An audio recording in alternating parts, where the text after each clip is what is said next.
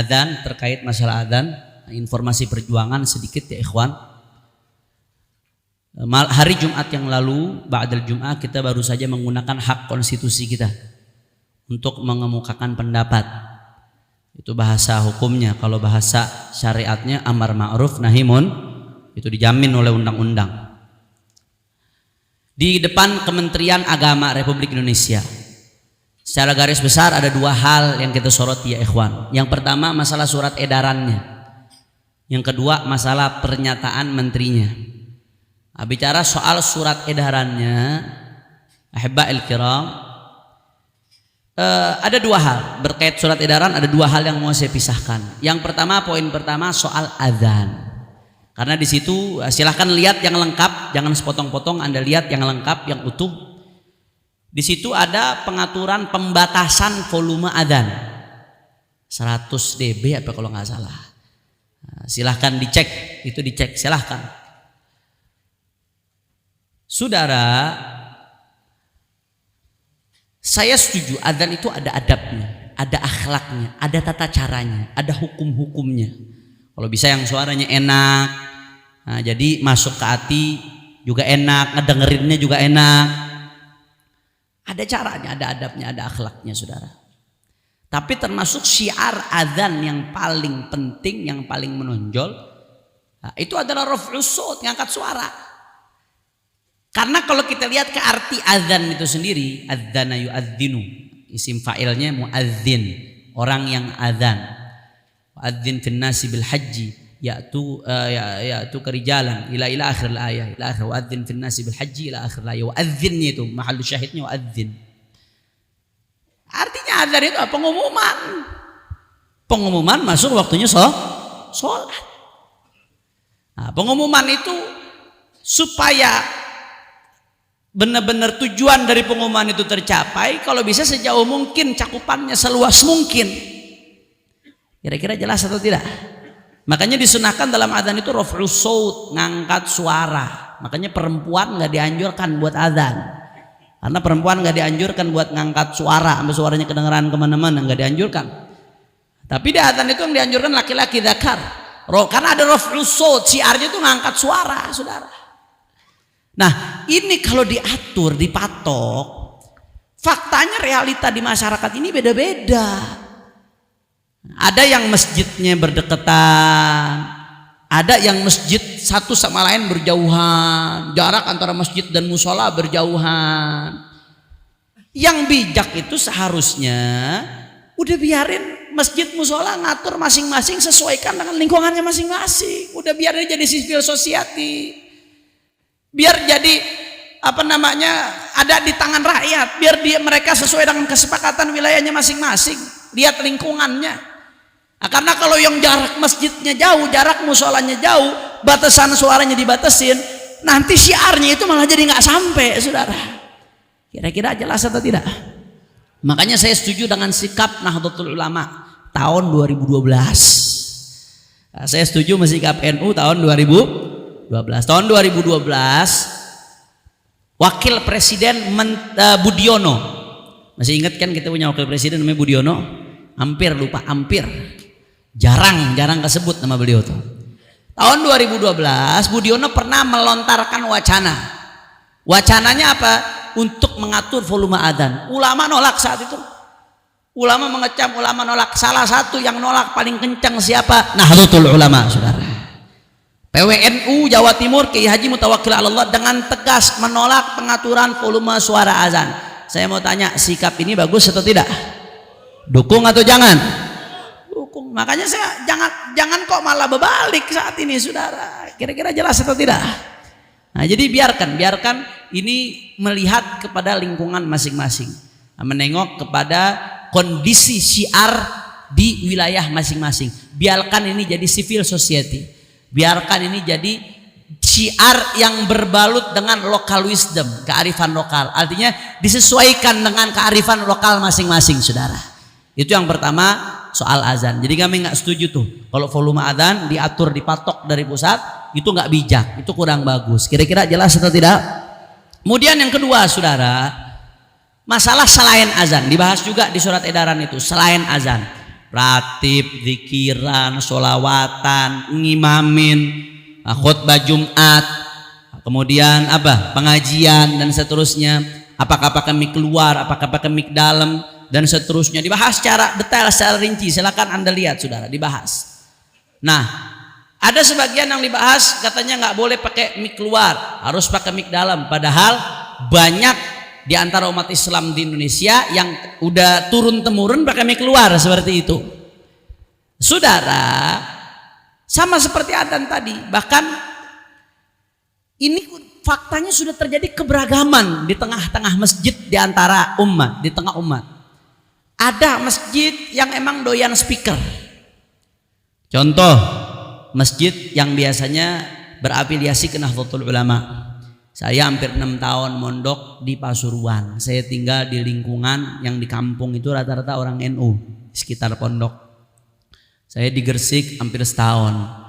Itu di wilayah Nahdlatul Ulama. Nah, saya di berbagai tempat sering isi di basis-basisnya Nahdlatul Ulama. Itu biasanya amalia-amalianya pakai speaker luar, saudara. Tadarusnya pakai speaker luar, zikirnya pakai speaker luar, sholawatannya pakai speaker luar, pengajiannya pakai speaker luar. Saya mau tanya, ini bagus atau tidak? Bagus. Atau masjid yang pokoknya Asy'ari, Syafi'i, Sufi. Masjidnya habaib, biasanya masjidnya kiai-kiai, ajangan-ajangan, yang biasanya suka ratiban, zikir bersama, zikir jahran dan lain sebagainya. Itu biasanya pakai mic keluar. Ini selama ini udah berjalan, biarin aja berjalan. Kalau diatur-atur nanti malah bikin konflik. Ada masjid Muhammadiyah yang biasanya lebih sedikit penggunaannya, dia cuma buat adzan aja biasanya mic keluar. Sisanya dia kebanyakan pakai mic dalam, bahkan zikirnya zikir sendiri-sendiri, bukan zikir jahran jamaatan. Biarin bagus jalan. Bahkan di Bogor ada aspek anti speaker. Bukan Wahabi, bukan. Orang-orang kita Ahlus Sunnah wal Jamaah, Asy'ari, Syafi'i, Sufi. Kita hormatin, biarin saudara, itu apa namanya, cara dia berdakwah, cara dia bersyiar, itu pandangan dia. Ini bukan masalah yang prinsipil, nggak masalah kita berbeda-beda, nggak apa-apa saudara. Nah, keberagaman ini keindahan negeri kita, keindahan dinamika dakwah di Indonesia. Jangan terlalu diatur-atur, jangan terlalu kaku, akhirnya nanti malah menyebabkan polemik di tengah rakyat saudara. Biarkan yang selama ini berjalan dari Indonesia merdeka, biarin itu berjalan, gak usah diatur-atur terlalu jauh, akhirnya malah menimbulkan polemik di tengah-tengah bangsa. Kalau di daerah mayoritas muslim, maka minoritasnya harus tahu diri, sebagaimana mayoritasnya harus melangkur minoritas, betul?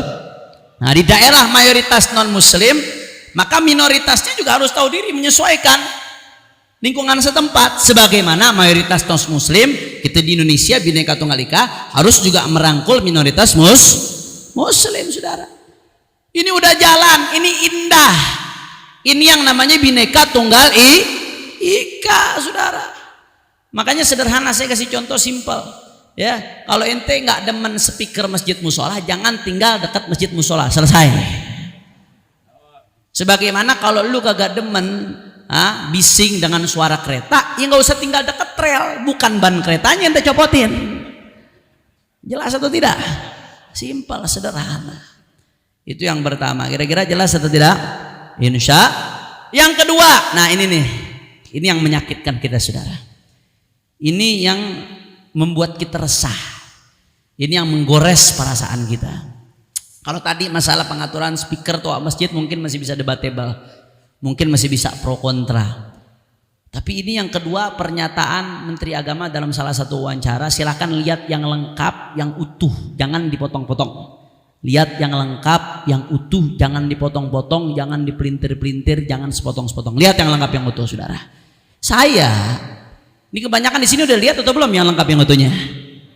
Udah lihat atau belum? Sudah lihat kebanyakan ini.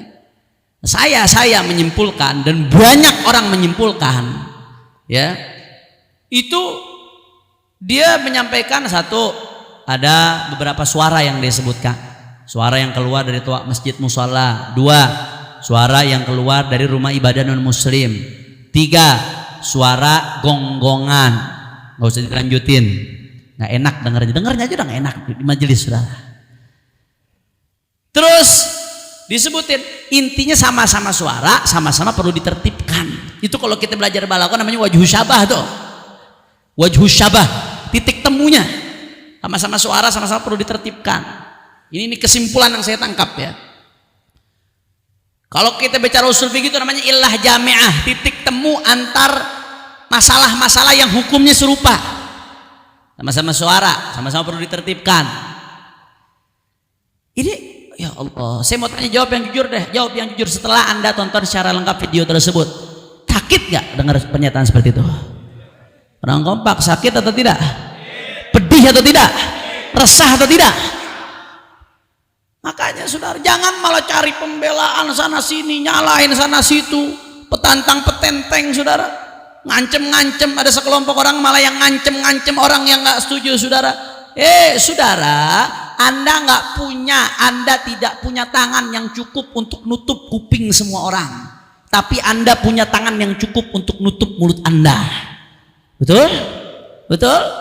Jangan nyalain respon orang. Kalau nggak ada api, nggak ada asap. Anda yang nyalain api, respon umat ini asap saudara. Respon umat ini asapnya. Anda yang membuat sabab, respon kita ini musabab. Jangan malah dibalik. Ini udah tungkir balik, udah terbalik saudara. Jangan malah dibalik. Makanya nggak usah banyak cincong. Kalau nggak usah banyak cincong, nggak usah banyak ngomong. Udah, saya setuju sama apa yang disampaikan oleh Habib Taufik bin Abdul Qadir As-Sakab hafizahullah taala sebagai sikap resmi dari DPP Rabitul Alawiyah, karena beliau ketua umum. Minta udah Menteri Agama tobat kepada Allah saudara. Setuju atau tidak? Udah tobat kepada Allah, bikin permohonan maaf terbuka kepada umat Islam. Itu saudara.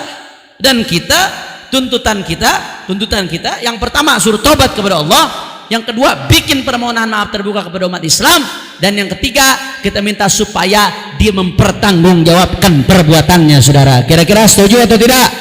Setuju atau tidak? Siap bela Allah, siap bela Nabi, siap bela syiar Islam, siap jaga kebinekaan Indonesia, siap jaga syiar di negeri ini, siap jaga NKRI. Takbir, sallu ala nabi. Gue lagi ngaji adem-adem naik darah juga dah tuh. Emang udah bawaan gak bisa kalau nggak naik darah saudara. Itu bagiannya yang panas-panas mulu. Nah, bagi-bagi tugas. Alhamdulillah. Sahabat kan begitu. Ada Sayyidina Abu Bakar yang dengan air matanya, dengan kelembutannya. Ada Sayyidina Umar yang dikit-dikit kita dengar riwayatnya hunuskan pedang. Nah, ada masalah, ada yang dikit ganggu Nabi, hunuskan pedang. Ada yang nyakitin Nabi, hunuskan pedang. Itu ada keberagaman dan satu sama lain saling mendukung, saling menghargai satu sama lain, bukannya saling menjatuhkan. Akhirnya terbentuklah sinergi. Intinya yang bikin kita bersatu itu ketulusan karena Allah Ta'ala. Kalau di mana ada ketulusan karena Allah, meskipun beda pendapat nggak jadi masalah. Tapi kalau ada urusan masalah pendapatan, wah nggak bakal ketemu udah. Beda pendapat nggak akan buat masalah. Tapi kalau beda pendapatan, wah lain ceritanya. Yang bikin kita nggak bersatu adalah qasdu ghairullah. Ketika kita punya maksud selain Allah, selain Rasul Shallallahu Alaihi Wasallam, selain niat baik terhadap negeri yang kita cintai ini. Nah, ketika nggak ada ini nih, ketika udah ada nih niat-niat jelek, udah dah susah saudara. Ini saja yang saya sampaikan. Mudah-mudahan yang sedikit ini saya sampaikan bermanfaat. Doakan terus, mudah-mudahan imam besar kita diberikan kemenangan oleh Allah Subhanahu wa taala. Jangan pernah berhenti, jangan pernah bosan. Yang punya kekuasaan Allah, yang punya kekuatan Allah, yang punya kebesaran Allah. Kalau Allah mau kabulkan, sebentaran selesai saudara. Tilkal ayyam nudawiluha bainan nas. Allah lagi ngajarin kita sunnahnya saja, sunnatullah. Tilkal ayyam nudawiluha bainan nas. Kemarinnya Fir'aun yang lagi berkuasa, tahu-tahu besoknya dia udah ada di dasar lautan saudara. Itu Allah ngajarkan sunnatullah supaya kita berjuang. Bisa aja kalau dari awal Allah mau tenggelamkan Fir'aun, bisa aja kalau dari awal Allah mau tenggelamkan Fir'aun, tapi enggak, Allah mau didik dulu bagaimana perjuangannya umatnya Nabi Allah Musa alaihissalam. Begitu kepepet di ujung lautan, akhirnya Allah tunjukkan keajaibannya, Allah tunjukkan mukjizatnya di belah lautan. Fir'aun yang tadinya merasa dia paling tinggi, tahu-tahu tenggelam ke dasar lautan. Makanya hasil penemuan forensik, Fir'aun itu diantara matinya selain tenggelam, mati kaget. Iya, itu hasil penelitian forensik Profesor Maurice Bucaille. Itu hasil penelitian forensik. Dia matinya karena kaget, shock. Lo kok bisa mati kaget? Iya, dari paling tinggi tahu-tahu jatuh. No, hati-hati orang lompatnya ketinggian, kalau jatuh makin sakit, saudara. Assalamualaikum warahmatullahi wabarakatuh.